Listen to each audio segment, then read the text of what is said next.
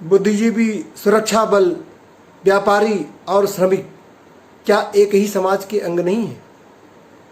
क्या कोरोना संकट में यह समाज बिखर जाएगा? क्या हम इस समाज को बचाने के लिए अपने स्तर पर कुछ कर सकते हैं? और इस समाज को बचाने के लिए क्या कुछ किया जा सकता है? आज की बतकही में चर्चा इसी पर।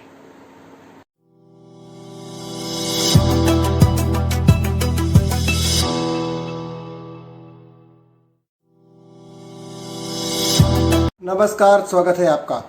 आप देख रहे हैं इन्फो पोस्ट टीवी का खास कार्यक्रम बतकही। मैं हूं श्रीकांत सिंह, वरिष्ठ पत्रकार और मीडिया प्रोफेशनल।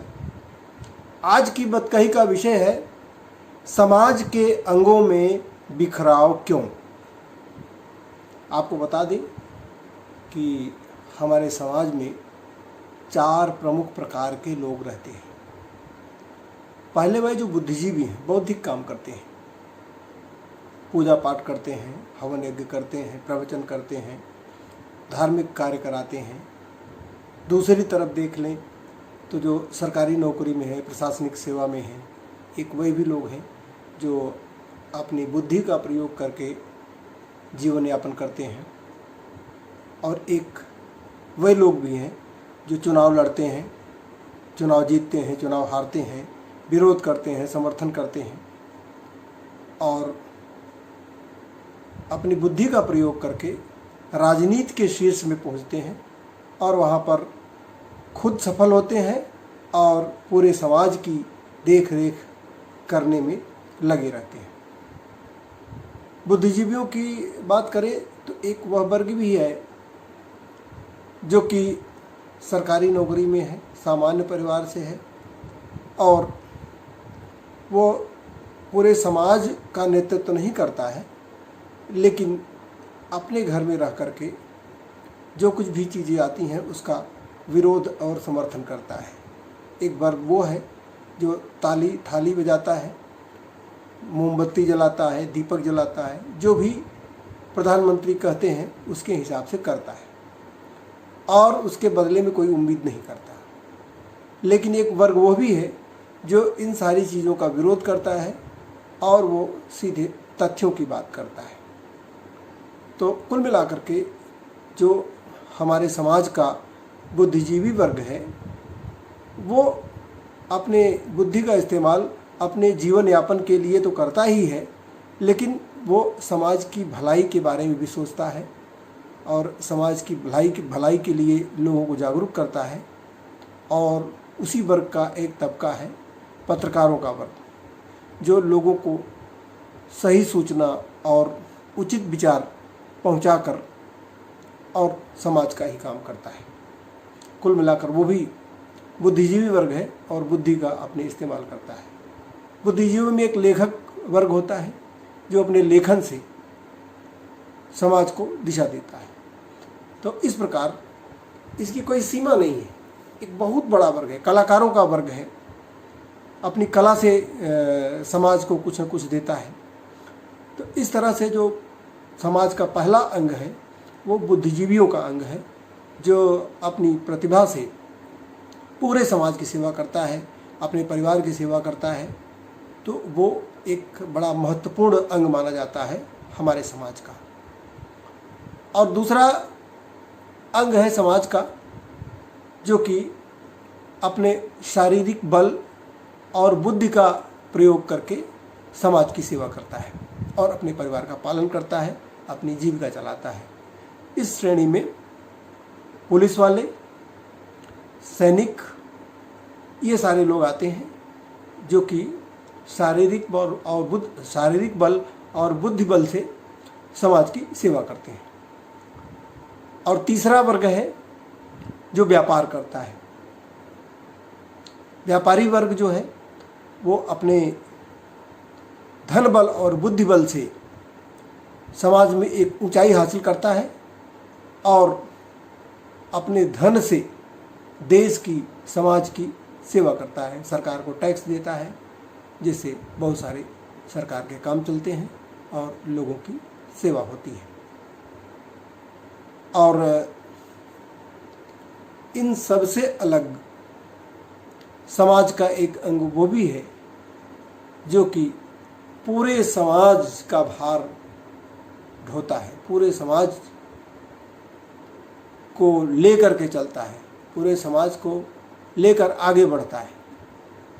वो ऐसा वर्ग है जो सिर्फ अपने श्रम का इस्तेमाल करके, अपने परिश्रम का इस्तेमाल करके, अपने शारीरिक क्षमता का इस्तेमाल करके पूरे समाज की सेवा करता है और पूरे समाज का जो भार है उसी के ऊपर टिका होता है। लेकिन हम ये भूल जाते हैं कि हमारा भार एक ऐसा वर्ग उठा रहा है जो कि अपनी बुद्धि का इस्तेमाल कम करता है, अपने शारीरिक क्षमता का इस्तेमाल ज़्यादा करता है, उसे श्रमिक कहते हैं। तो समाज की ये जो 4 अंग हैं, ये जो है पूरी तन्मयता से इस देश की सेवा करते हैं, इस समाज की सेवा करते हैं।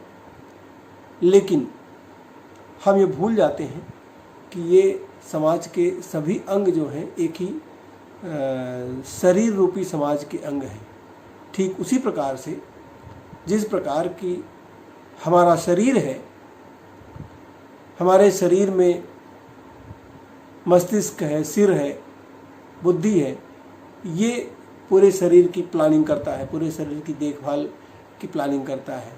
इसी प्रकार से हमारा हाथ है, अगर शरीर के ऊपर किसी तरह का प्रहार होता है तो हाथ पहले ऊपर उठता है। हाथ जो है इस शरीर की रक्षा करता है। उसी प्रकार से हमारा पेट है, पेट में भोजन पचता है जिससे पूरे शरीर को पोषण मिलता है। और हमारा पैर है, हमारे पैर के ऊपर हमारा पूरा शरीर टिका होता है। हमारा पैर ही हमारे शरीर को एक जगह से दूसरी जगह ले जाता है। तो इसका मतलब ये नहीं है कि पैर का महत्व कम है या सिर का महत्व कम है या हाथ का महत्व कम है या पेट का महत्व कम है। शरीर के हर अंग का पूरा पूरा महत्व है। किसी के महत्व को आप इनकार नहीं कर सकते। जिस प्रकार हमारे किसी शरीर के किसी भी अंग में अगर कोई व्याधि हो जाती है तो जब तक वो ठीक नहीं होती तब तक हमारा मन उसी पर लगा रहता है। तो यही धारणा, यही भावना समाज के प्रति भी हमें रखनी चाहिए, क्योंकि वैदिक काल से ये व्यवस्था चली आ रही है। वैदिक काल में भी इसकी चर्चा है, जो कि किसी न किसी रूप में व्यवस्था आज तक चली आ रही है। ये समाज के 4 अंग कभी अलग नहीं हुए। तो इस कोरोना के प्रहार से हमें अलग नहीं होना है। आपको हम एक ऋग्वेद का श्लोक सुनाते हैं जिसमें इस व्यवस्था का बहुत ही अच्छा वर्णन है। ब्राह्मणः अस्य मुखमासीत् बाहुः राजन्यः कृतः ऊरु तत् अस्य यद्वैश्यं पदभ्याम शूद्रः अजायत। अर्थात सृष्टि के मूल उस परब्रह्म का मुख ब्राह्मण था, भुजाएं क्षत्रिय के कारण बनी, वैश्यों से मिलकर जंघाएं बनी, शूद्रों से मिलकर उसके पैर का निर्माण हुआ। और इसी प्रकार का श्लोक मनुस्मृति में भी मिलता है। मनुस्मृति का श्लोक है, लोका नाम तु विवृद्धार्थम मुख बाहु रूपादतः ब्राह्मणम क्षत्रियम वैश्यम शूद्रम च निर्वर्तयत। अर्थात समाज की वृद्धि के उद्देश्य से ब्रह्म के मुख, बाहुओं, जंघाओं और पैरों से क्रमशः ब्राह्मण, क्षत्रिय, वैश्य और शूद्र का निर्माण हुआ। कुल मिलाकर सभी समाज के अभिन्न अंग हैं, लेकिन कोरोना के प्रहार से, कोरोना के हमले से संपूर्ण समाज व्यवस्था छिन्न भिन्न होती नजर आ रही है। हम रोज उसका एक अवांछनीय चित्र देखते हैं। आज की इस बतकही का मूल उद्देश्य यह है कि जहाँ भी कहीं हमें इस तरह के दृश्य दिखें जहाँ भी हमें इस प्रकार का दर्द या संकट नज़र आए, वहाँ जितना हो सके हम मदद करें, जो हमारी क्षमता है उसके हिसाब से मदद करें, क्योंकि हमारी मदद से ही ये समाज के अंग एक साथ जुड़े रह सकते हैं, वो छिन्न भिन्न होने से बच सकते हैं। हमें यह संकल्प करना होगा कि समाज के किसी वर्ग को हम किसी भी रूप में कष्ट से बचाएं, उसके दर्द को अपना दर्द समझें। जिस प्रकार हमारे शरीर के किसी अंग में दर्द होता है तो वो हमारा दर्द होता है, उसी प्रकार समाज का जो दर्द है उस दर्द को हमें महसूस करना पड़ेगा, तभी समाज बचेगा। समाज है तो हम हैं, समाज नहीं है तो हम नहीं हैं। आपको हम एक वीडियो में समाज के इसी प्रकार एक वर्ग की व्यथा सुनवाते हैं। हमें लगता है कि जो बुद्धिजीवी वर्ग है वो मज़े में होगा, किसी को लगता है कि जो बाहुबल वाला वर्ग है वो बहुत मज़े में है, हम ही दुखी हैं, और किसी को लगता होगा कि व्यापारी बहुत मज़े में है और हम ही दुख में हैं, और किसी को लगता होगा कि मज़दूर बड़े मज़े में हैं, हमें ही सारा टेंशन है। लेकिन ऐसी बात नहीं है। समाज का हर वर्ग इस कोरोना के प्रहार से पीड़ित है और परेशान है, और ऐसे में हमारा ये दायित्व बनता है कि अगर हमसे जितना हो सके समाज के इस वर्ग के दर्द को दूर करने में एक कदम आगे बढ़ाएं। तो वीडियो देखिए, आपको बौद्धिक समाज का एक दर्द आपके सामने नज़र आएगा। हेलो, नमस्कार दोस्तों।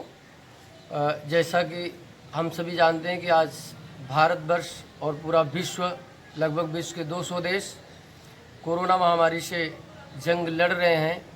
सभी के सामने अनेकानेक समस्याएं खड़ी हो गई हैं, विशेषतः आर्थिक गतिविधियां रुक गई हैं। इस कड़ी में मैं श्री रामाकृष्ण धर्मार्थ सेवा ट्रस्ट नोएडा के अध्यक्ष के नाते एक बात जो मेरे जहन में चल रही है, मैं निवेदन कर रहा हूं, आग्रह कर रहा हूं, और अपनी बात को माननीय प्रधानमंत्री जी तक, माननीय मुख्यमंत्री जी तक पहुंचाना चाहता हूं, और भी जो सक्षम अधिकारी हैं, जो संस्कृति मंत्रालय है, वहां तक पहुंचाना चाहता हूं। हमारी ट्रस्ट धार्मिक गतिविधियों में रामायण, भागवत आदि के प्रचार प्रसार में लगी हुई है, धर्म कार्यों के प्रचार प्रसार में लगी हुई है, संस्कृति के प्रचार प्रसार में, शिक्षा के प्रचार प्रसार में लगी हुई है। यथासंभव हम समाज को जोड़ते हैं। इस कड़ी में मैं देख रहा हूं कि जो ब्राह्मण वर्ग के पंडित जी लोग घरों घरों में पूजा पाठ आदि करवाते हैं, आज उनकी सारे कार्य बंद हो गए हैं और उनके परिवार के सामने जीविकोपार्जन के लिए समस्याएं खड़ी हो गई हैं। तो माननीय प्रधानमंत्री जी से आग्रह है कि कृपया उनकी तरफ ध्यान दिया जाए। और काफ़ी ऐसे छोटे मोटे आर्टिस्ट हैं, कलाकार हैं, जो छोटे छोटे कार्यक्रम करके अपने परिवार का भरण पोषण करते हैं, वही उनके जीविकोपार्जन का साधन है। उनका कोई बहुत नाम नहीं है, बहुत नेम फेम नहीं है, आज उनका भी कार्य रुक गया है और उनके सामने भी उनको परिवार को पालन पोषण की समस्या खड़ी हो गई है। तो मैं माननीय प्रधानमंत्री जी का, संस्कृति मंत्रालय का, माननीय मुख्यमंत्री जी का ध्यान इस तरफ आकृष्ट कराना चाहता हूं कि कृपया ऐसे लोगों को यथासंभव मदद पहुंचाई जाए, उनकी तलाश की जाए और उनको जैसे भी हो नकद या और अन्य किसी प्रकार से उन्हें ज़रूर मदद पहुंचाई जाए।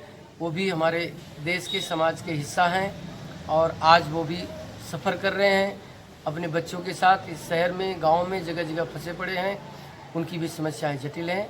मेरा ये आग्रह माननीय प्रधानमंत्री जी से, संस्कृति मंत्रालय से और माननीय योगी जी से है, कृपा करके उन्हें यथासंभव मदद पहुंचाई जाए।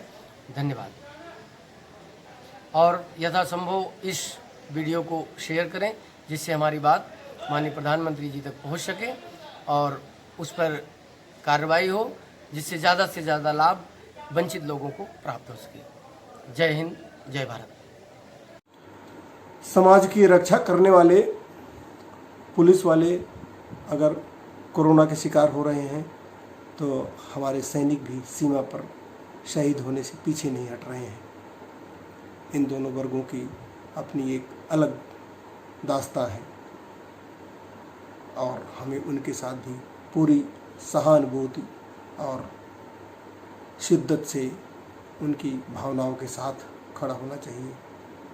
अगर हम व्यापारी वर्ग की बात करें तो व्यापारी वर्ग भी इस कोरोना के हमले से बहुत चिंतित है, परेशान है। उसे चिंता है कि उसका व्यापार कहीं डूब न जाए, इसलिए उसका अपना दर्द है। और उस कारोबारी के यहाँ, उस व्यापारी के यहाँ जो मज़दूर वर्ग काम कर रहा था, उस मज़दूर वर्ग के दुख दर्द को देखने से लगता है कि सबसे बड़ा दर्द यहीं पर है। लेकिन इतना ज़रूर कहेंगे कि समाज के सभी अंग किसी न किसी रूप में अभी सुरक्षित हैं, उनका काम चल रहा है और कम से कम ऐसी स्थिति नहीं है कि विचलित करे। लेकिन जो श्रमिक वर्ग है उसके हालात तो विचलित कर देते हैं, क्योंकि उस वर्ग को जीवन की न्यूनतम सुविधा, जीवन की न्यूनतम व्यवस्था नहीं मिल रही है। आपको उसका भी एक चित्र दिखाते हैं। प्रतापगढ़ आप बच्चों को लेके, महिलाओं को लेके पैदल निकल गए? अरे क्या करें, क्या कोई साधन है नहीं, ना खाने पीने को, ना घर पे खाना है, ना कुछ नहीं। क्या करें, कोई शौक से तो जाने, हमारी मजबूरी है, ये जाने ना दे रहे। मैं कह रहा हूँ बसें और कुछ ट्रेन चलनी शुरू ही हो सकता है कि कुछ दिन का देखते देखते तो 14 तारीख को खुल जाएगा, तो 14 से वाला 3 तारीख को खुल जाएगा, 3 तारीख से 17 तारीख हो गया। कहीं इससे क्या करते हो? या मास्क लगा लो, मतलब ये गमछा ही लगा लो। मजदूरी सर करता हूँ, मजदूरी काम के कर सारा पैसे खत्म में, 1 रुपया भी नहीं, खाने पीने राशन में पानी है, घर से भी पैसे मंगवा 2-3 हज़ार सारा पैसे सर खा लिया, 1 रुपया भी नहीं था। हम सबको मजबूरी में पैदल घर चलना, भूखा थोड़ी मरूंगा, मरना है गरीब में मरना है। अरे भागलपुर मालूम है कितना दूर है? पटना से भी कितना आएगा? घर पे लोगों तो सही पैदल पहुंच पाओगे? लाजवाब है, घर से ना निकलिए, जीवन ये लाजवाब है, घर से ना निकलिए, जीवन ये लाजवाब है, घर से ना निकलिए, ये वायरस जानसाज है, घर से ना निकलिए, ये वायरस जानसाज है, घर से ना निकलिए, कोरोना का इलाज है, घर से ना निकलिए, कोरोना का इलाज है, घर से ना निकलिए, ये दुश्मन जंगबाज है, घर से ना निकलिए, ये दुश्मन चालबाज है, घर से ना निकलिए, सारा जहां बर्बाद है, घर से ना निकलिए, सारा जहां बर्बाद है, घर से ना निकलिए, बस लॉकडाउन ही इलाज है, घर से ना निकलिए, लॉकडाउन ही इलाज है, घर से ना निकलिए, साबुन से हाथ धोइए, घर से ना निकलिए, ओ साबुन से हाथ धोइए, घर से ना निकलिए, बस इसका यही इलाज है,